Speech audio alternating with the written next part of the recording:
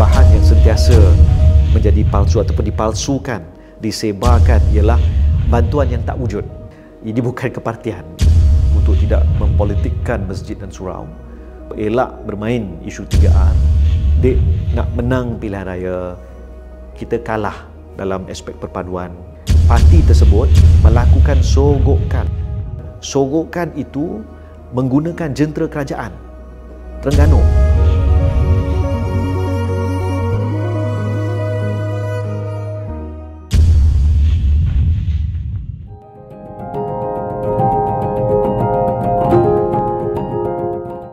Bahan yang sentiasa menjadi palsu ataupun dipalsukan, disebarkan ialah bantuan yang tak wujud. Orang kata, oh, sign up sekarang untuk dapat bantuan SDR tambahan, ataupun macam-macam lagi lah.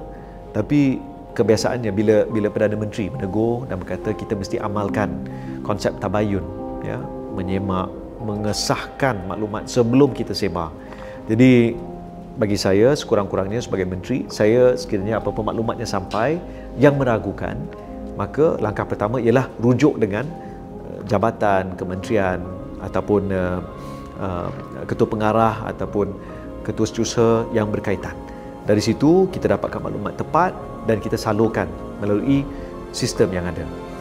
Saya lihat sama ada berita maupun kandungan yang misinformation ataupun boleh kita katakan palsu ataupun tidak benar, ya. Ini boleh ditangani dengan pelbagai cara.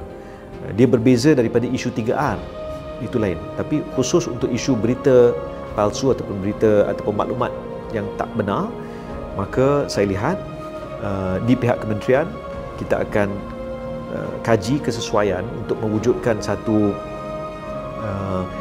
cara penyaluran maklumat yang lebih pantas, yang lebih tepat dan dihubungkan dengan semua akhbar ataupun media utama, supaya maklumat ini daripada sebenarnya, daripada MyCheck, ini bukan kepartian. Ini adalah maklumat yang disahkan oleh agensi, unit di bawah agensi. Ya, jadi kita harap akan dapat membantu untuk mengurangkan sebaran berita palsu ataupun maklumat yang tak benar.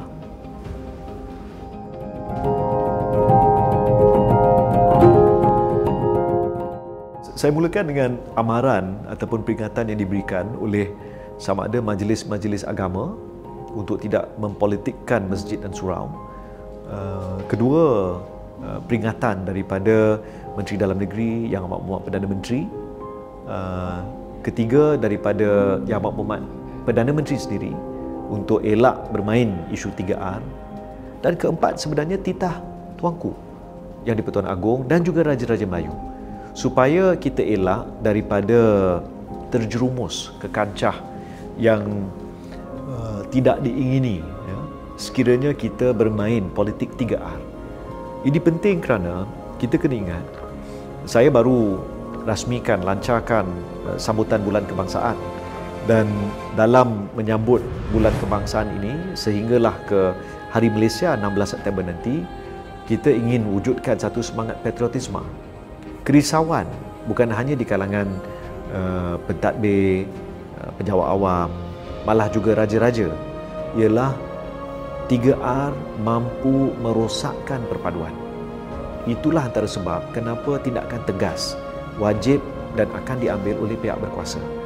Kerana kita hanya ada satu negara Malaysia.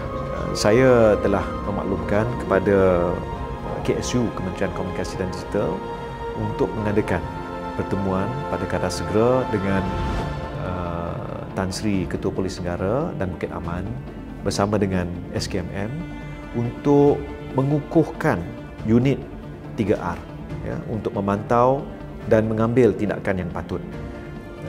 Kita tidak mahu nak menang pilihan raya, kita kalah dalam aspek perpaduan yang meruntuhkan negara kita. Di pandangan saya, kita berpada-padalah dalam berpolitik.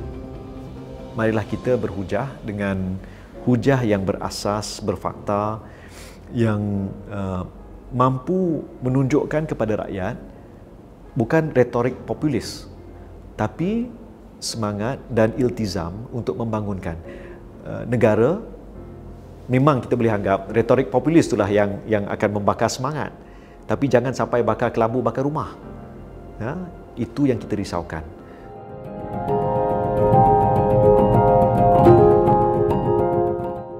Yang dimaksudkan oleh Yang Berhormat Perdana Menteri ialah tidak menyalahgunakan jentera kerajaan sewaktu tempoh kempen, iaitu dari 29 hari bulan Julai sehingga penamaan calon, sehinggalah hari mengundi pada 12 hari bulan Ogos.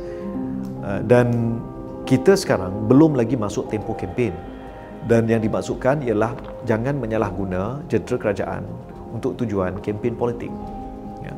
Jadi saya mengikuti bukan hanya di apa yang disebut tadi sebagai negeri pembangkang. Selangor bukan negeri pembangkang. Ada juga program-program yang dilaksanakan di sini. Saya sendiri telah turun untuk program-program kerajaan. Kerana kita kena ingat, kerajaan persekutuan tidak terhenti, ya, walaupun tempoh kempen, sebab dia tidak melibatkan kerajaan persekutuan.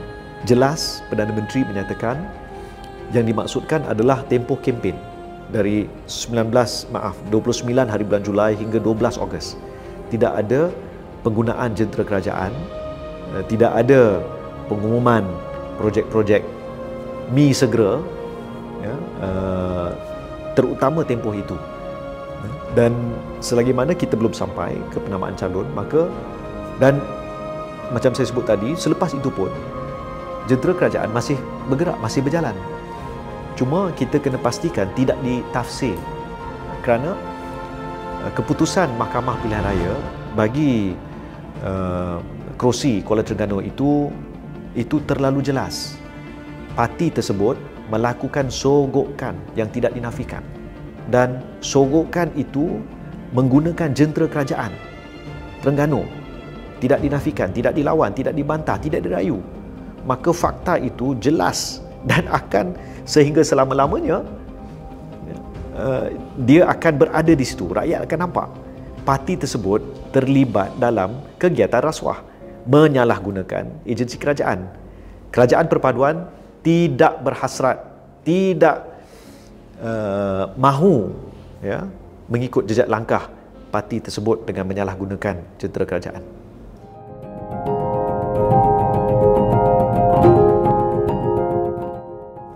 Bila saya turun ke pusat-pusat ekonomi digital, ada 911 di seluruh negara dan 186 yang akan dibina.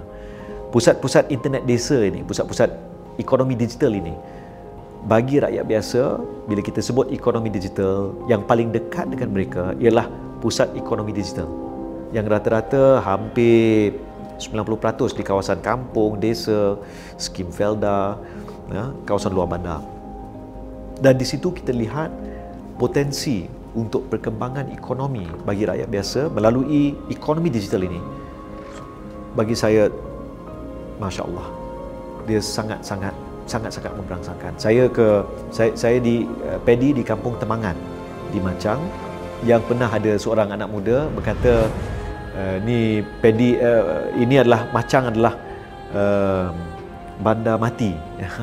ada yang sebut seperti itu. Tapi di pedi Kampung Temangan ada seorang abang ni, dia jual akok. Sebelum dia tahu macam mana nak buat pemasaran secara online, pendapatan bulanan dia 7,000. Selepas dia tahu macam mana nak jual online, pendapatan bulanan dia mencecah RM15,000. Di bandar mati ekonomi hidup, ekonomi digital.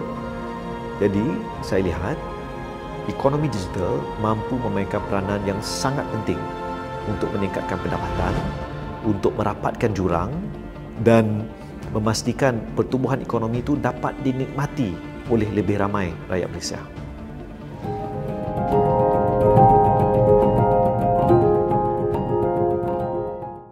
Saya lihat sepanjang 7-8 bulan pentadbiran yang dipimpin oleh Yang Berhormat Datuk Seri Anwar Ibrahim mengemudi dan mentadbir negara, ada beberapa pencapaian yang agak positif.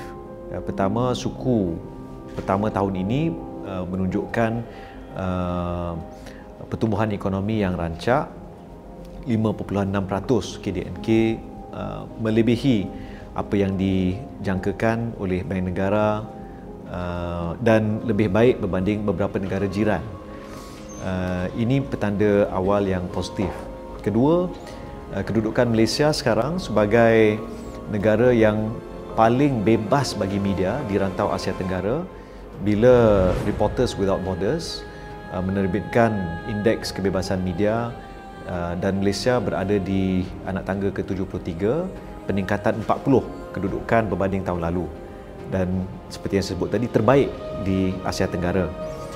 Malaysia juga kedua paling kompetitif, paling berdaya saing selepas Singapura dalam satu laporan yang diterbitkan baru-baru ini. Dan kalau kita lihat dari segi pelaburan, contoh untuk ekonomi digital, pihak MDEC memaklumkan kepada saya peningkatan pelaburan ekonomi digital 6 bulan pertama tahun ini hampir 3 kali ganda lebih tinggi berbanding pelaburan ekonomi digital bagi 6 bulan pertama tahun 2022. Jadi dari 7.5 bilion tahun lalu, Januari ke Jun, MDEC memaklumkan kini untuk tahun ini 6 bulan pertama mencatatkan lebih 24 bilion ringgit ya, peningkatan. Jadi ini satu perkembangan yang positif, dan rata-rata suku pertama pelaburan yang masuk juga lebih 70 bilion. Inflasi berada pada kadar yang rendah 2.8% pada bulan Mei, dan apa yang disebut sebagai kadar pengangguran ya sangat rendah.